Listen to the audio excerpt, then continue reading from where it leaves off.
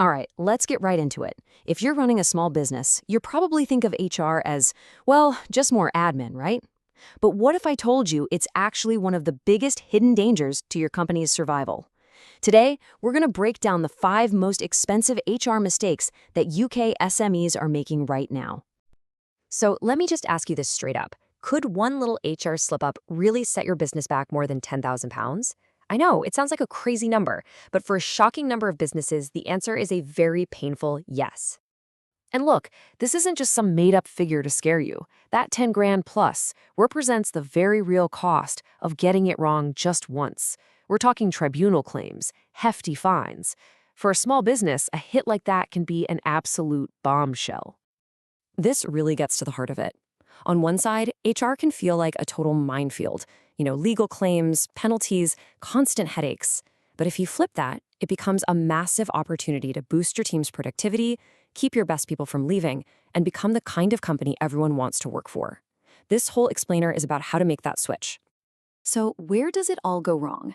Well, for a lot of businesses, it starts right at the very beginning. Mistake number 1, hiring someone without a clear, solid process. It might feel like you're saving time, but trust me, it's a huge, expensive gamble. Just let that sink in for a second. A single bad hire can end up costing you up to 3 times what you pay them in a year. And we're not just talking about recruitment fees here. We're talking lost productivity, training their replacement, and the damage one wrong person can do to your team's morale. It's huge. And if you want a hard number, the average direct cost of a bad hire for a UK business is over 12,000 quid. That's before you even get to the hidden stuff, like the impact on your team or damage to client relationships. For an SME, that is a massive blow to the finances. So how does this even happen? It's usually these common shortcuts. You've got vague job descriptions that attract all the wrong candidates, old contracts that aren't even legal anymore, a welcome process that's basically non-existent, and totally forgetting to use a proper probation period. Every single one of these is a tiny seed for a huge, expensive problem down the line. All right, let's talk about the next major pitfall. And this is where things can get complicated fast. Mistake number 2, trying to navigate the compliance minefield all on your own. This chart says it all, really. The top right corner is the real danger zone, high-impact errors that happen all the time. Think about salary miscalculations. These aren't just one-off mistakes. They happen constantly, and when you add them all up, they cost UK SMEs millions every single year. And here's the kicker, it's only getting tougher. The law isn't standing still. With flexible working becoming a right from day 1 in 2024, and even more changes on the horizon for 2025, the risk of getting caught out is higher than ever. Getting on top of this now is absolutely crucial. Okay, on to our third very costly mistake, completely ignoring data protection. And just to be clear, I'm not just talking about your customer database. This applies to every single piece of information you have on your employees, from the day they apply to their last performance review. Need a reason to take this seriously? Here you go. £17.5 million. That's the maximum fine under UK GDPR for a serious data breach. It just shows you how severe the penalties can be. No small business is surviving that. And if things go wrong, the clock starts ticking fast. If a serious breach happens, you have just 72 hours to report it to the authorities. That is an incredibly tight deadline, and if you're not prepared, you can make a terrible situation 1,000 times worse. And forget the fines for a second. Think about your reputation. This number tells the real story. A massive 83% of UK consumers said they would just stop doing business with a company after a data breach. It doesn't just cost you money, it costs you the trust your entire business is built on. Now for a mistake that's less about massive fines and more about those hidden, slow-leaking costs. Mistake number 4 is all about poor onboarding and engagement. It's what happens after you hire someone, and honestly, it's where so many businesses drop the ball. This stat just blows my mind. 1 in 5 new hires leaves within the first month and a half. So why is that? Mostly, it's because they had a terrible experience getting started.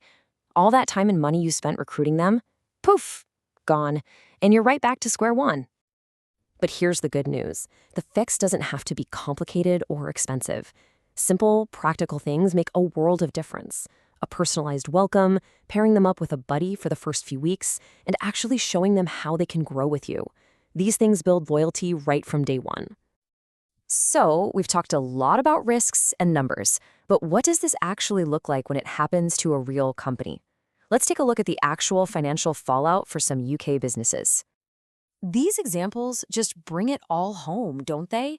A tech firm slapped with a £15,000 fine for a messy dismissal. A retail business losing over 10 grand just from payroll mistakes. A marketing agency that was out £12,000 because they rushed to hire. These aren't giant corporations. They are small businesses, probably just like yours, taking major financial hits from mistakes that were totally preventable.